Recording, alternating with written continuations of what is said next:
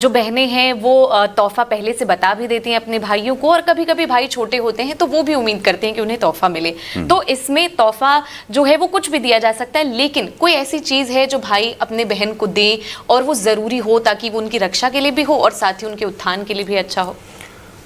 एक पर्व के अंतर्गत जो उपहार दिया जाता है जी। वो उपहार सबसे ज्यादा मायने रखता है कि उस उपहार को देने का संदेश क्या है। सबसे पहली बात ये कि आपकी बहन किसी ऐसी परिस्थिति में हो तो उस परिस्थिति से उभरने का, निकलने का मौका आप अपनी तरफ से स्वयं दीजिए। आश्वासन इस समाज का, इस दुनिया का सर्वश्रेष्ठ उपहार होता है।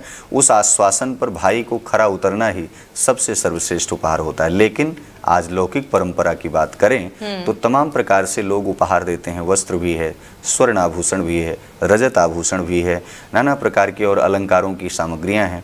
ध्यान रहे कि इत्र और रुमाल, ये दो चीजें अगर आप उपहार में देते हैं तो विवादों का सामना करना पड़ सकता है। उपहार में स्वर्ण के आभूषण दीजिए जिससे बहन पहने, कम से कम वर्ष भर पहन करके अलंकारों से युक्त रहेगी। आप कमाते खाते रहेंगे, अपना परिवार फलता फूलता बढ़ता रहेगा। लेकिन आपको यह ध्यान रखना चाहिए कोई ऐसी उपयोगी सामग्री को दें जो पूरे वर्ष भर वो बहन उपयोग करे और उसका साक्षात्कार करे और वो कहे कि हमारे भाई के द्वारा दी गई है।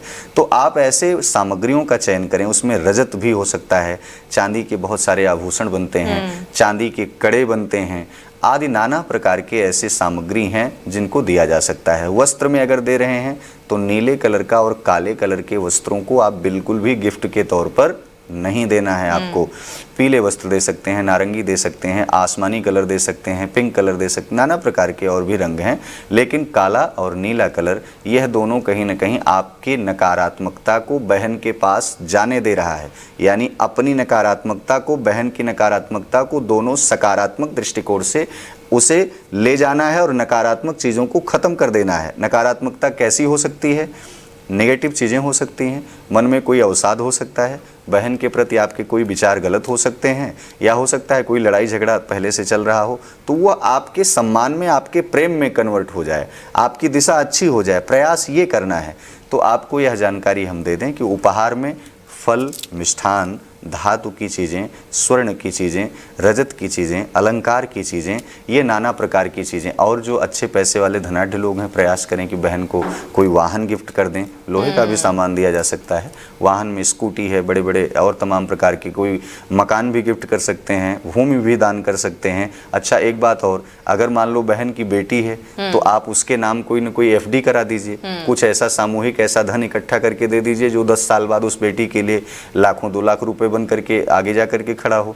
तो आप ये कार्य कर सकते हैं जो उसके सृजन शक्ति में एक सहायक बने, उसके निर्माण में आगे सहायक बने। आप छोटी सी चीज़ को, आप मिठाई को ला करके देंगे या कोई भी ऐसा सामान देंगे, सामग्री देंगे, तो वो जल्दी ख़त्म हो सकती है। उससे उस पर्व का आनंद 1-2 दिन लिया जा सकता है। और बहन भी इस भाव से रक्षा सूत्र को बांधे। अगर वो सोना चांदी की व्यवस्था आपके पास नहीं तो रेशम का धागा बंधे जो पूरे वर्ष भर हाथों में बंधा रहे, शोभायमान हो।